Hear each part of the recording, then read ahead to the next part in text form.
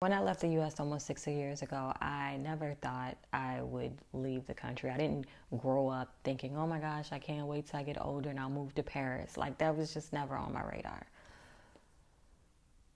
And I remember the last time we were here, the last time we were in the administration. And I remember feeling so hopeless. If you're black, you probably remember that if not every week, it felt like at least once a month, you kept hearing that an unarmed black person was murdered. And the common experience of people feeling emboldened to be bigoted, mean, or racist. And when you would hear about an unarmed black person being murdered, the victim was always blamed. Always. And you kept seeing how little black lives did matter to people. And you had to keep going to work and school and church or wherever and just act like nothing happened. Act like it's a regular day. I remember before I moved, there was an airline. The police officers pulled a doctor off of the plane. And it was all over the news, all over the media. How dare, this was an abuse of power. These police officers pulled this man off the plane. I couldn't go anywhere without hearing about that. And shortly after that, Jordan Edwards was 15 years old, high school student, straight A student. And he was coming from a party, and a police officer just opened fired into the car. And I didn't hear anything from the media. It was quiet. And I remember this particular case, not that it was any more important than all the others. I just remember crying. Like, how can people be so quiet? What is their excuse this time? Why did this little boy deserve this? And I didn't know what the silence meant. I didn't know if the silence meant, oh, we don't care. If the silence meant that's what they deserve. I didn't know what the silence meant, but I knew I didn't hear people caring the way that I wanted them to care. I remember the first time I went to London, I hadn't been before, and I had a friend who lived there who was going to show me around. So he comes to pick me up from my hotel, and I'm waiting in the lobby. And I hear a gentleman arguing with the hotel management about a fee. He had been charged on his card, but he also gave the hotel cash, but they needed to have, a card on file. So they charged the card they had on file in addition to taking his cash. And he was frustrated, understandably so. So he was arguing with the hotel staff. He was getting very frustrated and he was getting louder. And at the time, I didn't know that this was my natural reaction, but I started to get worried for him. And my friend calls me and he's like, hey, I'm outside. Come outside. And I was like, hey, can you come in here? So he comes in and I think he was from Bangladesh. And he's like, what's going on? I said, can you go calm him down? And he's like, why, what's going on? And I explained the situation. I said, they charged his card and they took his money. And so he's frustrated. And he's like, bloody hell, he should be frustrated. And I said, no, but they're going to call the police. And he says, they should call the police. And I'm like, no, you don't get it. And he's like, he should be upset. There's no reason. What am I going over there to calm down for? I probably had the look of terror on my face, apparently, because I remember him looking at me. And he said, our cops don't have guns, right? I'm sorry, what? I had no idea, not just that Britain didn't have guns, but just in general, that there were just countries out here that cops didn't have guns. And this is not me having a conversation of saying, oh, cops shouldn't have guns. This is a conversation of how I felt last time we were here. I don't know what the future's going to hold. To say I'm terrified is an understatement. I was never the person who thought about moving abroad. I remember during that time I traveled a lot because it was my way of just seeking some type of refuge of what was going on. You don't realize how much negativity and anxiousness you get from the media and the news as to what's going on.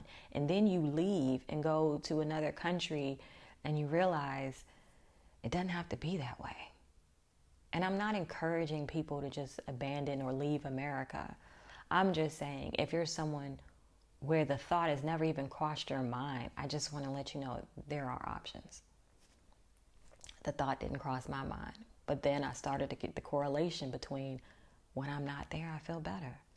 Even though I've been living here for 6 years, I still have my family in the States. And when I go visit, I'm sick. When I speak to other people who are from the States and they have to go back to the States, they're sick. You miss the people that you love, but it's like you don't miss it over there. Outside of the U.S., people migrate all over the world for a variety of reasons.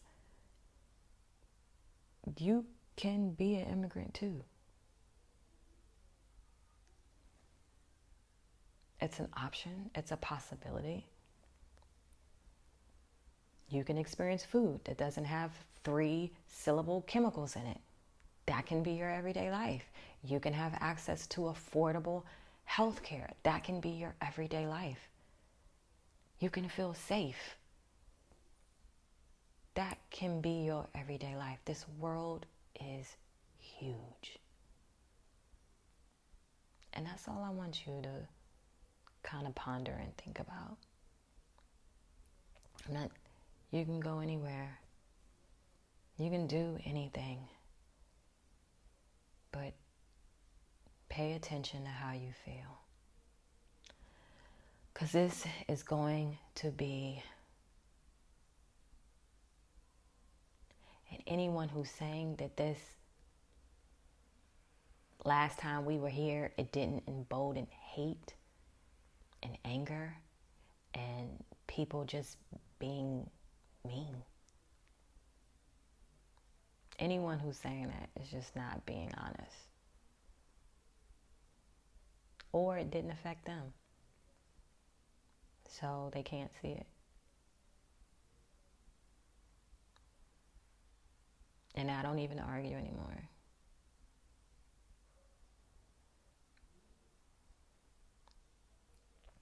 When we have these, as Black people, we have these reminders that our life isn't important to the majority.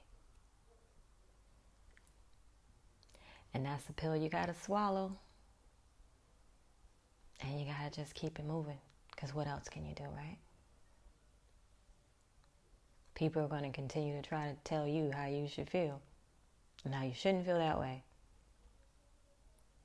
But this last time,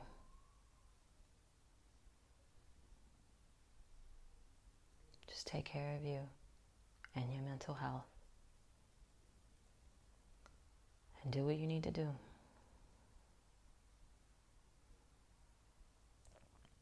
So you have some time. You have some time to prepare. If leaving the country is something you want to do, developing some skills. If you are sitting on the same skills you've been having for 20 plus years, you need to get some new skills. You need to either make that skill better, or you have to be of value to a country that you wish to move to. That's an expectation. And so 2 years is ample time to really get good at an industry, whether it be tech, whether it be research, whether it be science. Really get good on how to do that thing, your thing, better than anybody else. So that no matter what country you're living in, you can still make a way for yourself. that would be the thing I would tell people to focus on now, if the idea of moving outside of the US is something you want to do.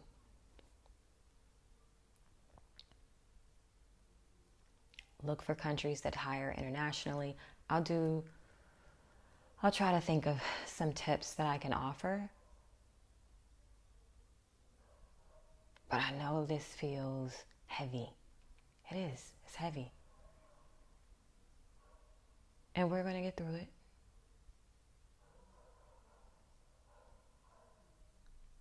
And I don't really know what the main objective was for me pressing record.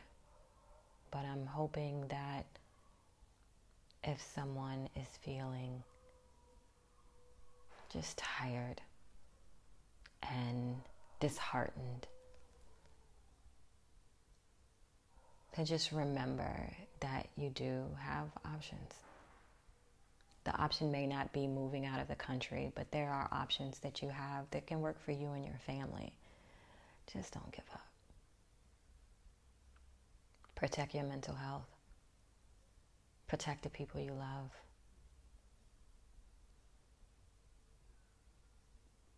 I'm sorry.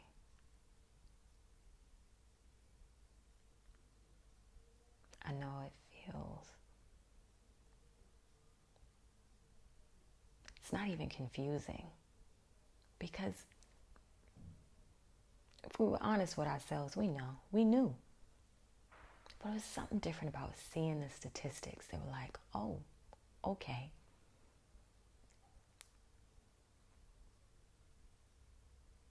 So,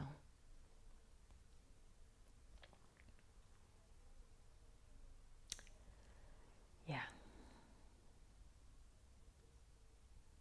Till next time.